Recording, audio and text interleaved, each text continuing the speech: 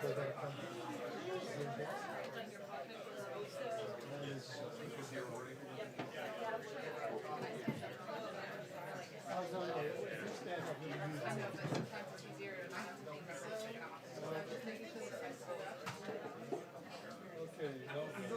don't you stand up?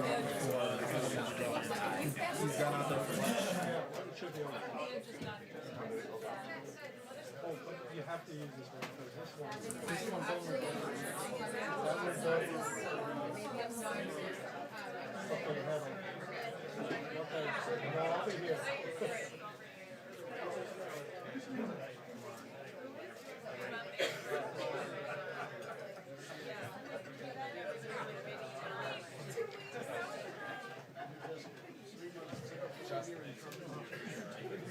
How are you? Yeah, no, absolutely.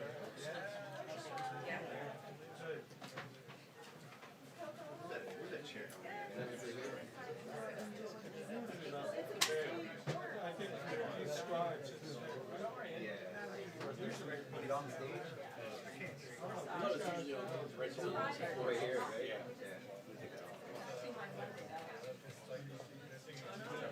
Maybe the secretary wants a guest. No, man, I'm also gonna take this trash.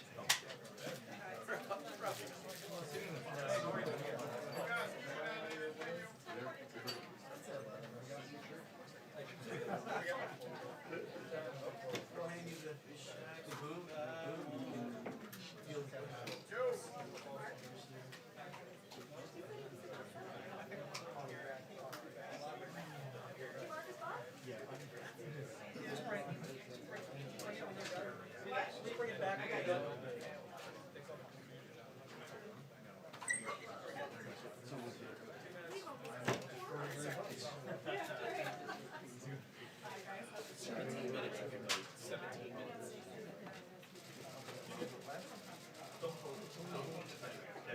Oh, was it really? That's original. For your cuts, it's my head that way.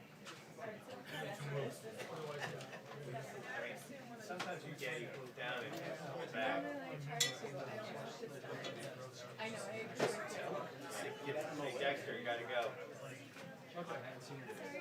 Bye, buddy. Exactly. It was just a slow hand. No, that was all my intention. I promise you guys. The last time I just played with the weight thing earlier today. Come on now. Girl, throws his camera.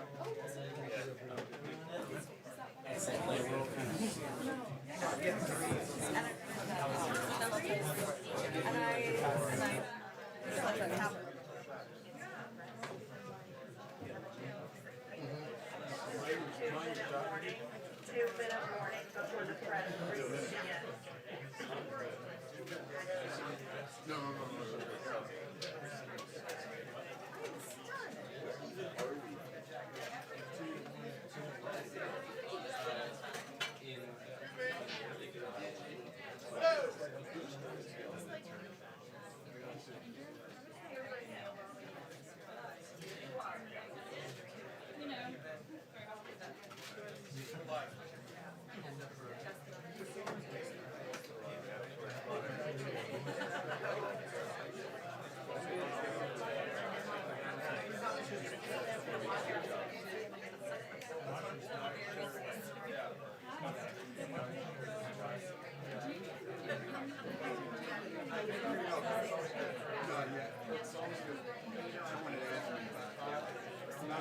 Whenever you're in there, I would do the same.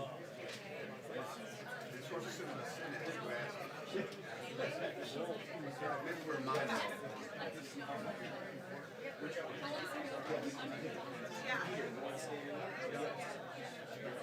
Okay, good.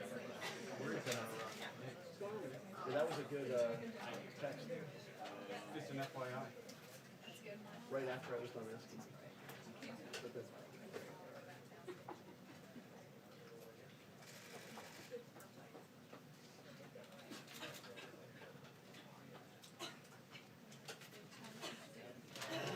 You do. Hold on.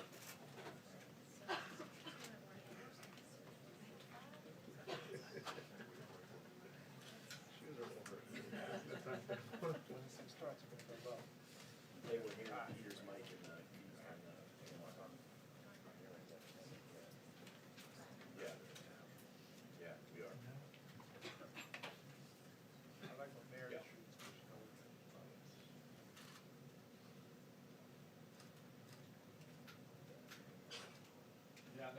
exactly right. We learned about this early this morning. Again, within moments, we will hear from the Secretary of State, Mike Pompeo, and the Treasury Secretary, Steve Mnuchin, as well. It's notable as there's been a lot of criticism of the administration's handling of its classified briefings with those lawmakers. That the president yesterday at a rally in Toledo detailed, in terms that we hadn't heard to this point, that effectively Qasem Soleimani was looking at attacking embassies, plural, not just the embassy in Baghdad, which is striking because lawmakers who were in those classified briefings say they heard nothing of the sort at the time. Let me sit down so you can see the officials are not here. Good morning, everybody. Thank you for being here today. I'd just like to make a brief comment before we talk about Iran sanctions. I'm sure everybody saw that the Dow hit 29,000. The president's economic plans are clearly working. We're looking forward to the China signing, USMCA, and a very strong economy this year. As previously announced by the president, we are announcing additional sanctions against the Iranian regime as a result of the attack on U.S. and allied troops. First, the president is issuing an executive order authorizing the imposition of additional sanctions against any individual owning, operating, trading with, or assisting sectors of the Iranian economy, including construction, manufacturing, textiles, and mining. And let me be clear, these will be both primary and secondary sanctions. The EO also allows us to designate other sectors in the future as Secretary Pompeo and me think is appropriate. Second, we are announcing 17 specific sanctions against Iran's largest steel and iron manufacturers, 3 Seychelles-based entities, and a vessel involved in the transfer of products. As a result of these actions, we will cut off billions of dollars of support to the Iranian regime, and we will continue our enforcement of other entities. Third, we are taking action against 8 senior Iranian officials who advanced the regime's destabilizing activity and were involved in Tuesday's ballistic missile strike. Secretary Pompeo will comment more on this. Today's sanctions are part of our commitment to stop the Iranian regime's global terrorist activities. The president has been very clear. We will continue to apply economic sanctions until Iran stops its terrorist activities and commit that it will never have nuclear weapons. I'll now turn it over to Secretary Pompeo.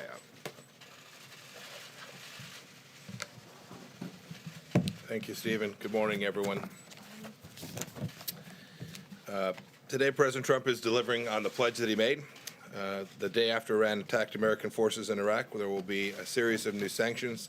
Secretary Mnuchin just mentioned 8 senior Iranian officials that are responsible for the regime's violence both at home and abroad. We're striking at the heart of the Islamic Republic's inner security apparatus. These sanctions targets include the Secretary of the Supreme National Council and the commander of the Basij forces.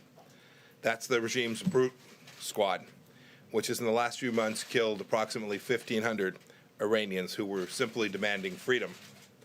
Our action also targets other senior leaders close to the Ayatollah. They've carried out his terrorist plots and destabilizing campaigns across the Middle East and around the world. They've employed soldiers across the region's battlefields. They've trained militias in Iraq, Syria, and elsewhere in the arts of domestic repression. Today, they're accountable for murder and mayhem.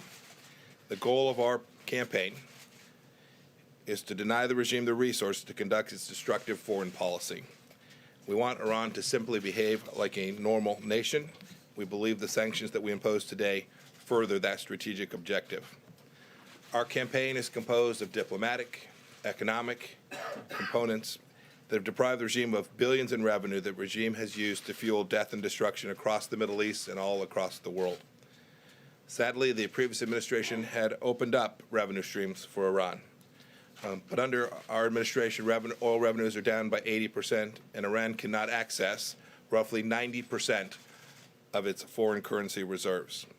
And not even 2 weeks ago, President Rouhani of Iran admitted that our sanctions have cost Iran over $200 billion in lost foreign income and investment. As long as Iran's outlaws ways continue, we will continue to impose sanctions. Finally, I want to reiterate President Trump's concern for Americans and dual national citizens detained inside of Iran. Iran knows these individuals have committed no crime. They know the charges against them are fake, and we will do all that we can to get each of them returned home safely to their families. With that, we'll take just a few questions. Yes, ma'am. Mr. Secretary, the administration said this strike was done based on an imminent threat, but this morning you said we didn't know precisely when and we didn't know precisely where. That's not the definition of imminent. The president has also suggested that there was some sort of attack being planned against an embassy, perhaps several embassies. Can you clarify? Did you have specific information about an imminent threat, and did it have anything to do with our embassies? We had specific information on an imminent threat, and those threat stream included attacks on U.S. embassies. Period. Full stop. So you were mistaken when you said you didn't know precisely when and you didn't know precisely Nope, where. completely true. Those are completely consistent thoughts. I don't know exactly which minute. We don't know exactly which day it would have been executed, but it was very clear. Qasem Soleimani himself was plotting a broad, large-scale attack against American interests, and those attacks were imminent. Against an embassy. Against American facilities, including American embassies, military bases, American facilities throughout the region. Mr. Secretary, follow up on that. Yes, sir, John. Mr. Secretary, in the initial hours after the missile attacks on al-Assad and Erbil, it was believed that Iran may have taken steps to avoid U.S. casualties. But then the chairman of Joint Chiefs, Mark Milley, came out, the Secretary of Defense came out, other officials came out to say, no, these missiles were intended to kill Americans. If it was Iran's intent to kill Americans, does that not deserve some sort of response? I mean, if somebody takes a shot at you and they don't hit you simply because you duck, does that mean that they weren't trying to kill you? So I'll defer to the Department of Defense on the details, but there's no doubt in my judgment, as I observed the Iranian activity in the region that night, they had the full intention of killing U.S. Forces, whether that was our military folks or diplomatic folks who were in the region. And I'm confident that the response the President taken is appropriate. President has said we don't want war. We want Iran to behave like a normal nation. The reason that the Secretary of Treasury and I are here this morning is to continue this campaign, our strategic effort to get Iran to behave in a way that doesn't continue their 40-year-long effort to terrorize the world. Mr. Secretary, Secretary Pompeo, do you believe that the Iranians shot down the Ukrainian International Airways plane? And if the Iranians shot that plane down, will there be consequences? We do believe that it's likely that that plane was shot down by an Iranian missile.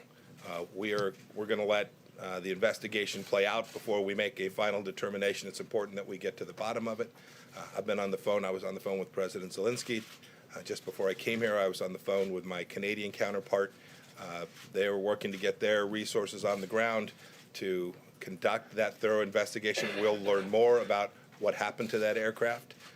And when we get the results of that investigation, I am confident we and the world will take appropriate actions in response. And let me just... Will you allow the NTSB to work with the Iranians? Yeah, I was just going to comment on that. The Treasury will issue waivers for anybody, whether it's Americans or others, that can help facilitate the investigation.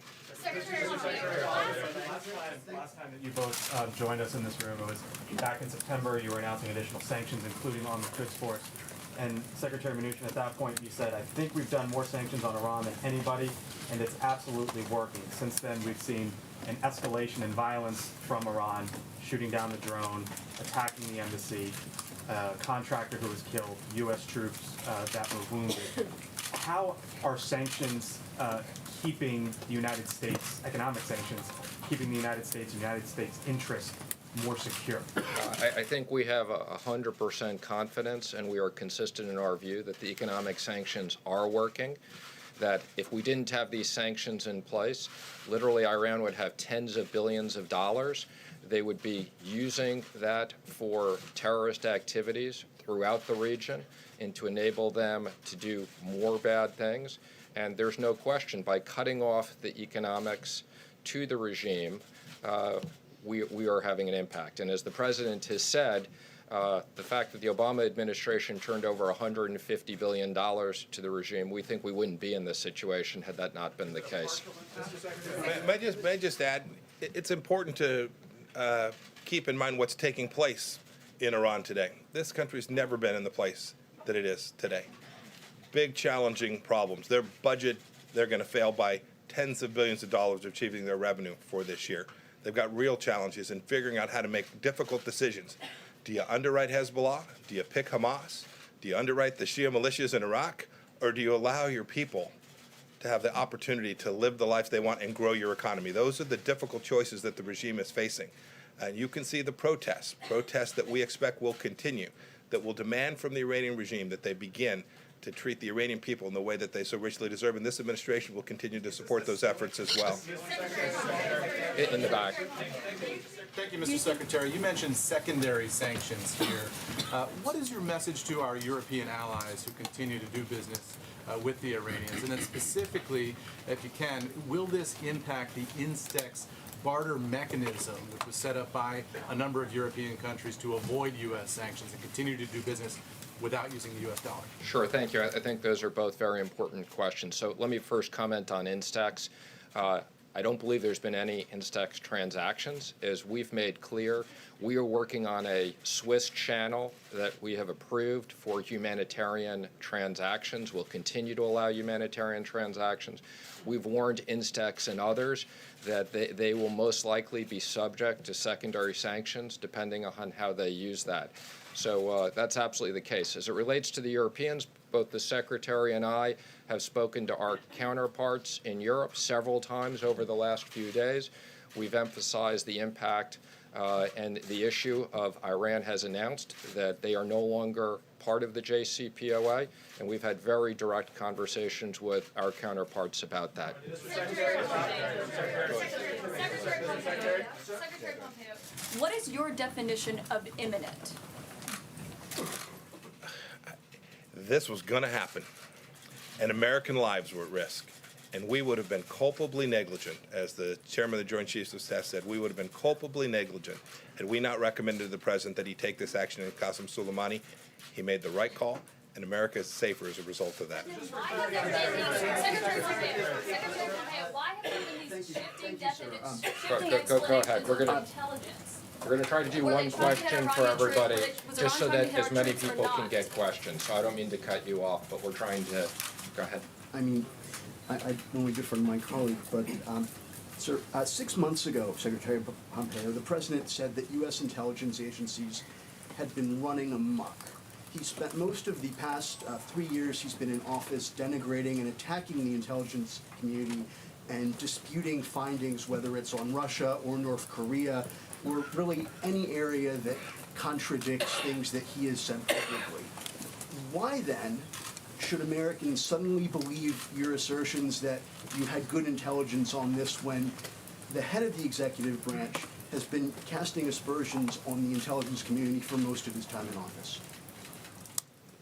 Look, I served as the CIA director for the first year and a half of this administration. I watched the president rely on the work that the intelligence community did for the entire time I served as the head of the Central Intelligence Agency. I've watched him rely on the capable men and women who are delivering exquisite information to the executive branch.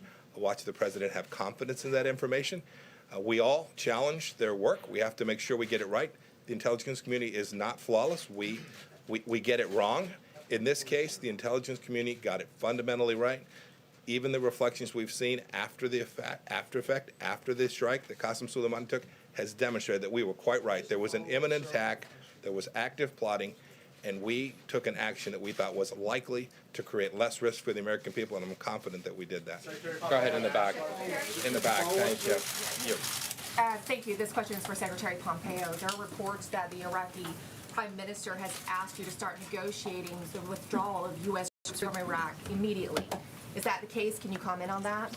Yeah, he didn't quite characterize the conversation correctly, but to the larger, more important point, we are happy to continue the conversation with the Iraqis about what the right structure is. Our mission set there is very clear. We've been there to perform a training mission to help the Iraqi security forces be successful and to continue the campaign against ISIS, to continue the counter-Daesh campaign.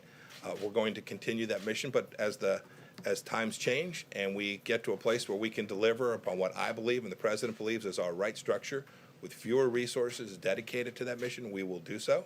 We also have today NATO team that's here at the State Department working to develop a plan which will get burden sharing right in the region as well, so that we can continue the important missions to protect and defend and keep the American people safe while reducing our cost, our resources, and our burden and the risk to our soldiers and sailors who are in the region. Secretary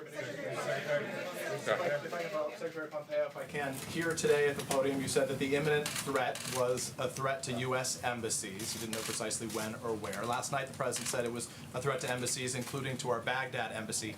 Why can you say that here, and the president could say it at a rally in Toledo, but no one said it to lawmakers behind closed doors in a classified setting, as multiple senators have since said? We did. You said, so the senators are lying We, when they we, say we, that we you told, we told them about the was a imminent threat. All of the intelligence that we've briefed, that you've heard today, I assure you, in an unclassified setting, we provide in the classified setting as well. To be clear, you told them that embassies were to be targeted. That was the imminent threat. I'm not going to talk about the details of what we shared in the classified setting, but make no mistake about it. Those leaders, those members of Congress who want to go access this same intelligence can see that very same intelligence that will reflect what I described to you and what the president said last night Is as well. that threat now gone with Soleimani gone? Threats are never gone. Right? It's always a lot of danger in the world. Always a lot of danger in the world throughout the region. Nobody believed that a single mission in any respect took down the risk of terror. Terror from Al-Qaeda, terror from ISIS, terror from Al-Shabaab. No one believes that. The president doesn't. Look at the list, though. Look at the achievements in the administration. We took away the caliphate in its entirety. We took down Hamza bin Laden. We took down al-Baghdadi. We took down Qasem Soleimani. This is a list that has reduced the capacity for terrorists around the world to perform the functions that put American men and women and the homeland at risk. We're very proud of what we accomplished. We're going to stay the course. Why don't we take one more over there? Yes, thank you. I'm curious. No, next to you, right there, yes. About the China trade deal. So the Chinese side is going to be here next Wednesday to sign the phase one part of that deal, but China is also a big importer of Iranian oil and Iranian minerals, and that's a big part of their economy as well. So how do you balance the two, and are you concerned about the Iran issue coming up in either the signing of the phase one deal or the negotiation for the phase two deal? Well, let me just comment. I had no idea you'd ask that question, but that's a good last question to end on. So let me first say that we are looking forward to the Chinese delegation coming next week. Phase one is very significant. It includes very significant components of changes to technology issues, intellectual property issues, and $50 billion of purchases for our farmers. I would comment, I don't agree with your comment that China is a big buyer of oil. The China state companies are not buying oil from Iran, and I would just say we are having conversations with China as well with any other counterparty on sanctions evasion. So thank you very much. Thank you, everybody.